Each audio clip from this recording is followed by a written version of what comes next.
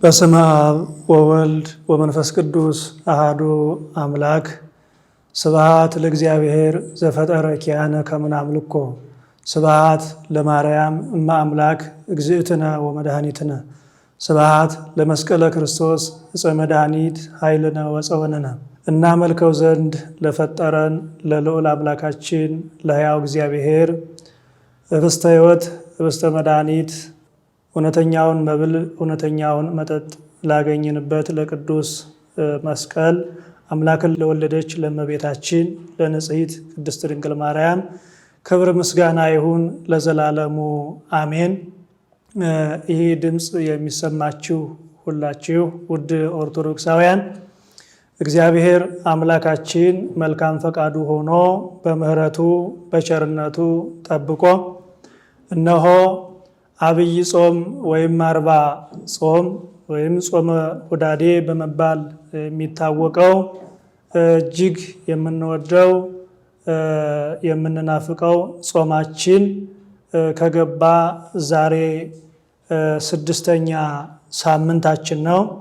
እንደ ቅድስት ቤተ ክርስቲያን አስተምህሮ ሊቁ ኢትዮጵያዊ ሊቅ ቅዱስ ያሬድ በስያሜ አብይ ጾም እንደገባ ከመጀመሪያው ሳምንት ጀምሮ እስከ መጨረሻው እስከ ሆሳዕና ድረስ ለእያንዳንዱ ሰንበታት ወይም ደግሞ ሳምንታት ስያሜ ሰጥቷቸው በዚያ ዛሬ ድረስ ቤተ ክርስቲያን ትጠቀምበታለች፣ ለልጆቿም ታስተምርበታለች።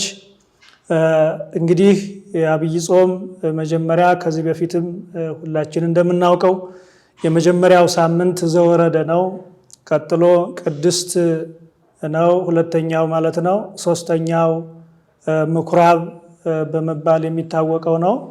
አራተኛው ደግሞ መጻጉዕ ነው። አምስተኛው የጌታችን የአምላካችን የመድኃኒታችን የኢየሱስ ክርስቶስ ይህን ዓለም ለማሳለፍ የሚመጣበት መታሰቢያው ዕለተ ምጽአት ወይም ደብረ ዘይት በመባል የሚታወቀው ነው።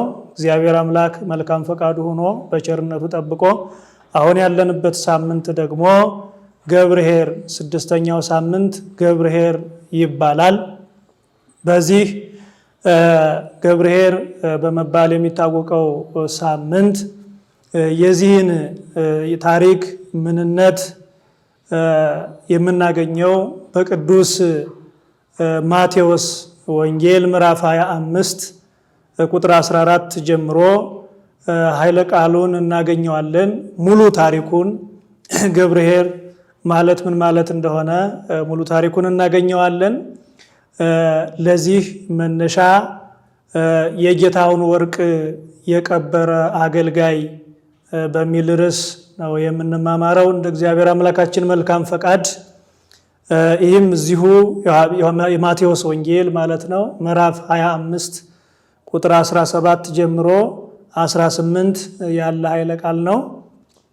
ወደ ኋላ ተመልሰን 14ኛ ቁጥር ላይ ስንመለከተው እንዲህ ይላል። እስመ ከመ ብእሲ ዘይነግድ ወፀውዐ ግብርቲሁ ወሀቦሙ ንዋዮ ይትገበሩ ቦቱ። መንግሥተ ሰማያት ሕገ ወንጌል ተስፋ እግዚእነ ኢየሱስ ክርስቶስ አገልጋዮቹ ወጥተው ወርደው ደክመው ያተርፉበት ዘንድ ይነግዱ ዘንድ ገንዘብ ለአገልጋዮቹ ለሰራተኞቹ ለሎሌዎቹ የሰጠ ነጋዴን ትመስላለች ይልና አቦ ለዘወሃቦ 5 መክሊተ 5 መክሊት የሰጠው አገልጋይ ወይም ሰራተኛ ነበረ። 2 መክሊት የሰጠው አገልጋይ ነበረ። 1 መክሊት የሰጠው አገልጋይ ነበረ ይላል። በዚህ የወንጌል ክፍል እንግዲህ በዋናነት 3 አገልጋዮችን ነው የምንመለከተው። ቅዱስ ወንጌል የሚያስተምረን በዚህ ክፍል 3 አይነት አገልጋዮችን ነው።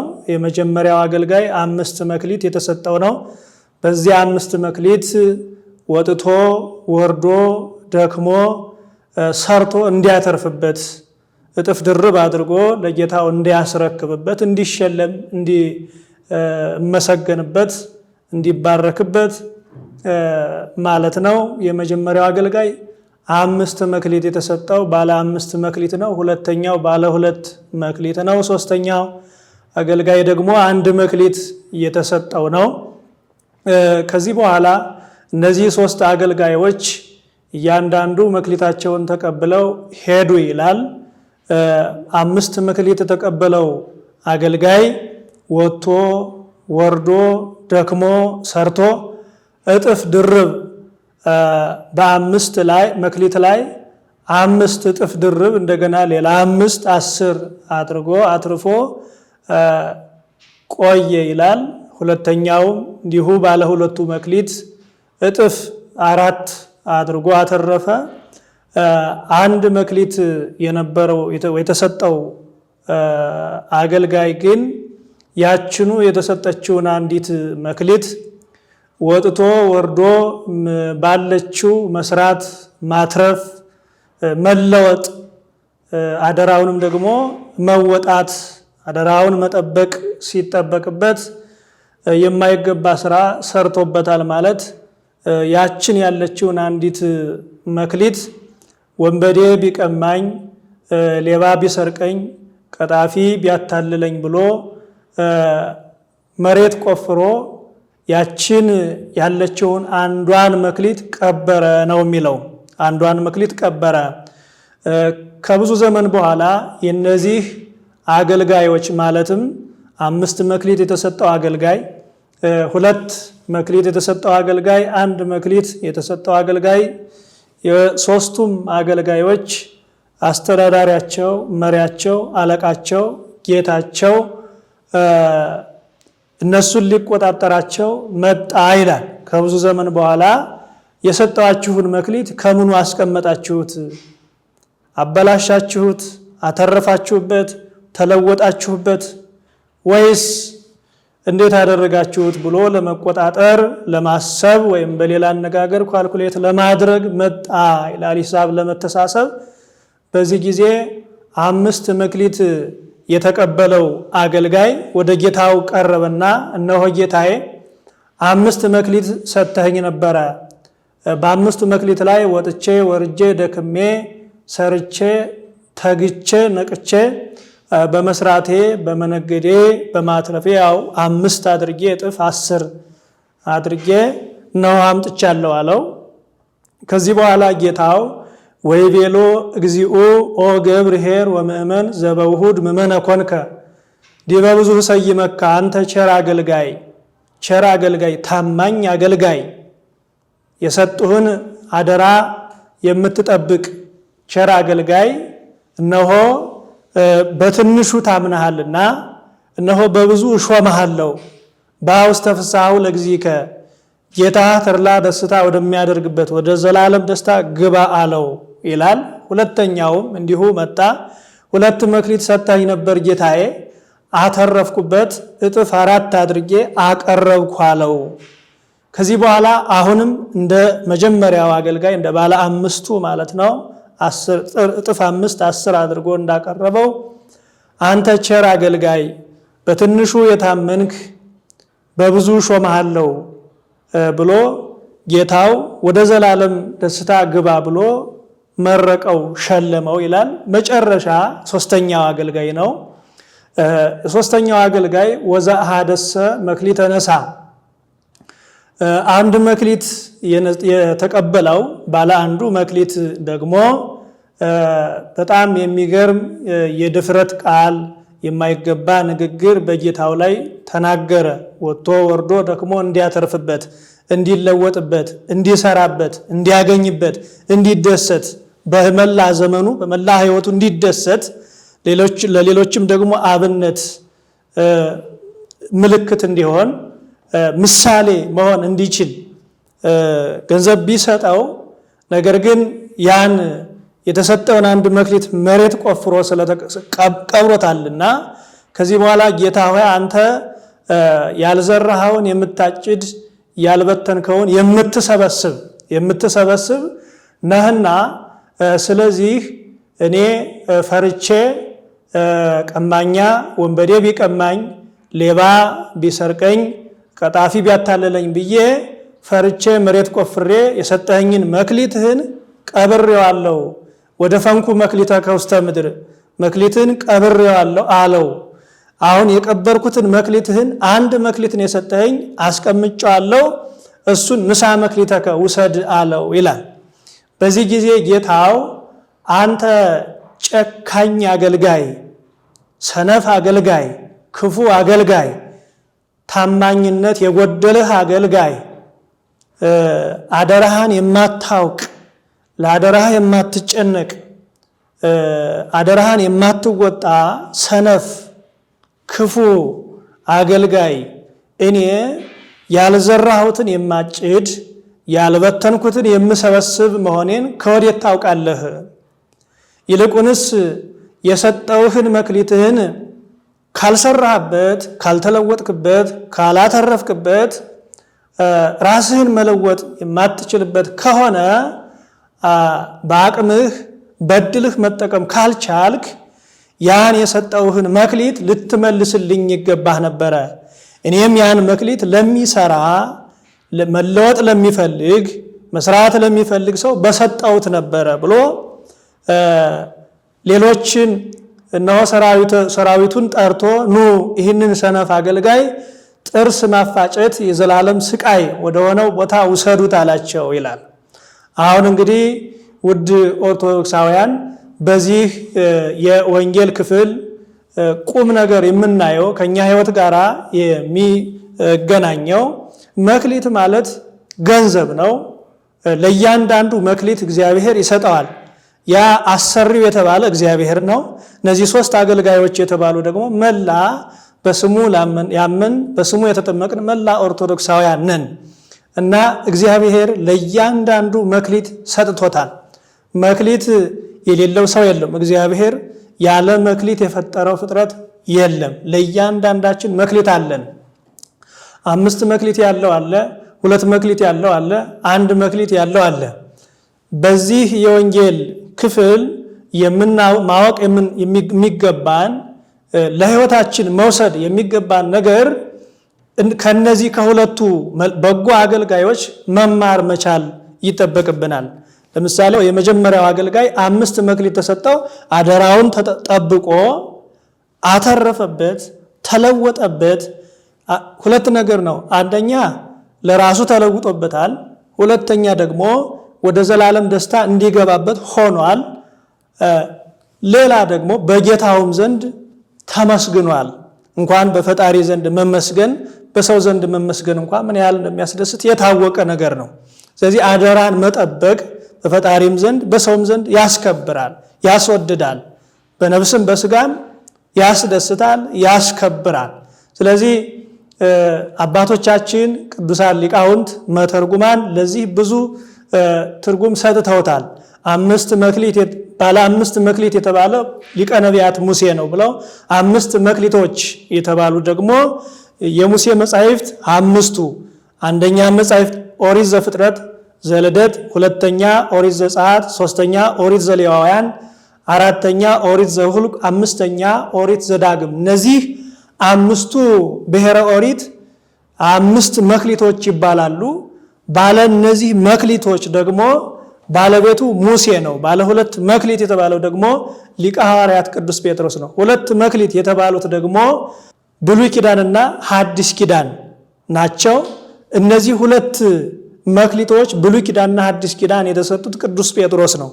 ስለዚህ ሙሴ እነዚህ 5 መክሊቶች ማለትም እነዚህ ቅድም የጠራኋቸው የዘረዘርኳቸው 5ቱ ብሔረ ኦሪት ኦሪት ዘፍጥረት ጀምሮ እስከ ኦሪት ዘዳግም ያሉት እነዚህን እንዲጽፍ እግዚአብሔር ምስጢሩን ጥበቡን ገለጸለት በዘመኑ ሳይኖር። ለምሳሌ ኦሪት ዘፍጥረት ምዕራፍ 1 ቁጥር 1 ጀምሮ በቀዳሚ ገብረ እግዚአብሔር ሰማይ ወምድረ፣ እግዚአብሔር በመጀመሪያ ሰማይና ምድርን ፈጠረ ብሎ ሙሴ ሲጽፍ ሰማይና ምድር ሲፈጠር ሙሴ አልነበረም። ነገር ግን በዘመኑ ሳይኖር በዘመኑ እንደነበረ አድርጎ እግዚአብሔር ለሙሴ ምስጢር ጥበብ ገልጾለት እንዲጽፍ አድርጎታል። እና እነዚህን 5 መክሊት ሲሰጠው ሙሴ በተሰጠው በመክሊቱ ተጠቅሞ ለሌሎችም ምሳሌ ሆኖ አልፏል። ስለዚህ ከሱ እንማራለን። እያንዳንዳችን እኛ ኦርቶዶክሳውያን እግዚአብሔር ለእያንዳንዳችን ስጦታ ሰጥቶናል። በነገራችን ላይ በስሙ ላመን ነው በስሙ ለተጠመቅ ነው ብቻ ሳይሆን እግዚአብሔር ያልፈጠረው ፍጥረት የለምና በሰማይም በምድርም ሁሉም የሱ ፍጥረት ነውና ለማያምኑ በአጠቃላይ ሰው ለሆነ ሁሉ እግዚአብሔር መክሊት ሰጥቶታል። ይሄ ምንድነው? መግቦ ኩላዊት የሚባል ነው። ማለት ሰው በመሆኑ ብቻ ነፋስ ይነፍስለታል፣ አየር ይሰጠዋል፣ ፀሐይ ይወጣለታል ይገባለታል፣ ማልትና ሌሊት ይፈራረቅለታል። በዚህ በስጋ የሆነ ኑሮ ሁሉ ይሟላለታል። ይሄ መግቦ ኩላዊት ሰው በመሆኑ ብቻ የሚያገኘው ነው። ሰው ቢያምንም ባያምንም ተፈጥሮ በሆነ ነገር ሁሉ እንዲጠቀም እግዚአብሔር ፈቅዶለታል። ለምሳሌ ዝናምን ሲያዘንም ኃጥአን ጻድቃን አይልም፣ ክፉ ደግ አይልም። እግዚአብሔር ለሁሉም ሰው ለሚያምንበትም ለማያምንበትም ያዘንባል። ትልቁ ነገር ግን ከሞት በኋላ ባለው ሕይወት በዘላለማዊ በሕይወተ ነፍስ ከሞት በኋላ ተለይተን ወደዛኛው ሀገር በምንሄድበት ጊዜ በዚያ ሰዓት ግን ያኛው ሀገር እንደዚህኛው ዓለማዊ ወይም ገሃዳዊ ስጋዊ ዓለም አይደለም። ያኛው እጅግ በጣም መስፈርት አለው። ላመነ ለተጠመቀ በሕጉ በስርዓቱ ጸንቶ ለኖረ ነው። በሕጉ በስርዓቱ ጸንቶ ለመኖር ደግሞ እኔና እናንተ ኦርቶዶክሳውያን ሁላችንም እያንዳንዳችን የተሰጠንን መክሊት ማወቅ መቻል አለብን። የተሰጠን መክሊት ብዙ ነው። ለምሳሌ ዓይን መክሊት ነው፣ እግዚአብሔር የሰጠን መክሊት። እጃችን እግዚአብሔር የሰጠን መክሊት ነው። አንደበታችን እግዚአብሔር የሰጠን መክሊት ነው። እያንዳንዱ ጆሮአችን እግዚአብሔር የሰጠን መክሊት ነው። እግራችን እግዚአብሔር የሰጠን መክሊት ነው። ሆድም እንዲሁ መክሊት ነው። አእምሮ መክሊት ነው። በዚህ መክሊት ማትረፍ ይገባል። ጠቢቡ ሲራክ በመጽሐፈ ሲራክ ምዕራፍ 5 ቁጥር 1 ላይ ኢትካው ንዋየከ በከንቱ ገንዘብህን በከንቱ አትበትን ይላል። ይሄ ሁለት ትርጉም ነው ያለው። የመጀመሪያው ሰማያዊ ትርጉም ነው። ገንዘብን ለማይረባ ለማይጠቅም ነገር ማባከን እንደማይገባን እንደሌለብን በአግባቡ መጠቀም እንደሚገባን ይመክራል። ይሄ ሰማያዊ ትርጉም ነው። ምስጢራዊው ትርጉም ግን ገንዘብ የተባለ አሁን ቅድም የዘረዘርናቸው እነዚህ መላ አካላቶቻችን ናቸው። ገንዘብህን በከንቱ አታባክን ማለት እግርህን በከንቱ አታባክነው፣ ወደማይገባ ቦታ አትሂድበት። ላንተ ለስጋህም ለነፍስህም ልትለወጥ ወደማትችልበት ቦታ አትገስግስበት። እግርህን ገንዘብህን መክሊት ነው። እግርህን አታባክን ማለት ነው። ነገር ግን እግራችን እንደ ባለ 5ቱ ባለ መክሊትና እንደ ባለ 2ቱ ባለ መክሊት ስንጠቀም እግራችን ወደ መልካም ነገር ወደ መገስገስ ወደ ቅዱሳን መካናት ወደ አብያተ ክርስቲያናት ወደ በጎ ነገር ለህሊናችን እረፍት ሊሰጡ ወደሚችሉበት ቦታዎች እግራችን ስንገሰግስበት ስንሄድበት መክሊታችን ተጠቀምንበት ማለት ነው። ዓይናችን ቅዱሳት መጻሕፍትን ስንመለከትበት ስናነብበት፣ እጃችን ለምጽዋት ስንዘረጋበት፣ ጆሮአችን ቃሉን ቅዱስ ወንጌሉን ስንሰማበት ከእግዚአብሔር የሚወጣውን ከመምህራን ከሊቃውንት ከካህናት አጠቃላይ ደጋግ ከሆኑ ካረጋውያን የሚወጣውን ድምፅ በጎ ነገር ሁሉ የምንሰማበት ከሆነ መክሊት የተባለ ጆሮአችንን ተጠቀምንበት ማለት ነው። እያንዳንዱ ነገር መክሊት ነው። እግርም ሆድ በራሱ ጾም መሻር መክሊትን አለመጠቀም ነው። ጾም አለመሻር ደግሞ ሆድ መክሊት ነውና በመክሊታችን ተጠቀምንበት ማለት ነው። እያንዳንዱ አእምሯችን መክሊት ነው። በአእምሯችን ስንጠቀምበት በጎ ነገር ስንሰራበት መልካም ነገር ለትውልድ የሚተርፍ ለቤተ ክርስቲያን የሚጠቅም ትውልድን የሚያንጽ ሀገር የሚገነባ የተጣሉትን አንድ የሚያደርግ የተለያዩትን እንዲሁ የተጣሉትን የሚያስታርቅ የተለያዩትን አንድ የሚያደርግ በጎ ስራ ስንሰራ መክሊት የተባለ አእምሯችን ተጠቀምንበት ማለት ነው። ስለዚህ እንደዚህ ያደረግን እንደሆነ ሊቁ ቅዱስ ያሬድ በዝማሬው ብፁዓን እሙንቱ አግብርት ሄራን ዘይረክቦሙ እግዚኦሙ እንዘይተግሁ ወይትቀነዩ ሎቱ እየተጉ እየተነሱ እየሰሩ እየጠነከሩ እየበረቱ ለጌታቸው ለፈጣሪያቸው ለአምላካቸው ለገዣቸው የሚያገለግሉ ደጋግ አገልጋዮች ብፁዓን ናቸው፣ ንዑዳን ክቡራን ናቸው ብሎ እንደተናገረ በመክሊታችን መጠቀም ስንችል ያን ጊዜ አምላካችን እግዚአብሔር አንተ ቸር አገልጋይ፣ አንተ በጎ አገልጋይ፣ አንተ ታማኝ አገልጋይ በሰጠውህ አትርፈህበታል፣ በሰጠውህ ተጠቅመህበታል፣ በሰጠውህ መክሊት ተለውጠህበታል እና ስለዚህ በብዙ ሾመሃለው ወደ ዘላለም ጌታ ተድላ ደስታ ወደሚያደርግበት ፍጹም የሆነ የደስታ ቦታ ግባ የሚለውን ድምፅ እንድንሰማ እድል ይኖረናል ማለት ነው። ስለዚህ እያንዳንዳችን መክሊት አለን፣ በመክሊታችን እንጠቀም። በመክሊታችን እንድንጠቀም አምላከ ቅዱሳን እግዚአብሔር ሁላችንም ጥበቡን ምስጢሩን ይግለጽልን። በምሕረቱ በቸርነቱ እግዚአብሔር አምላካችን አይለየን። ጾሙን በሰላም ጾመን ለበረከት ለብርሃነ ትንሣኤው ለመድረስ ያብቃን። አምላካችን እግዚአብሔር ለሀገራችን ሰላም ይስጥልን። ወስብሐት ለእግዚአብሔር ወለወላዲቱ ድንግል ወለመስቀሉ ክቡር። ይቆየን። አሜን።